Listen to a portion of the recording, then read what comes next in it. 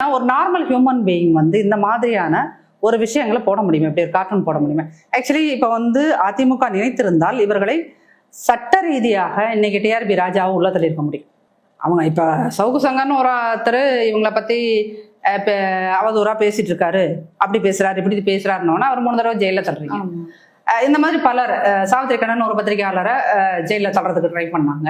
இந்த மாதிரி வேற யார் இவங்களை பற்றி அறிவுபூர்வமா விமர்சனம் பண்ணானே அவனை போய் நீ கைது பண்ற.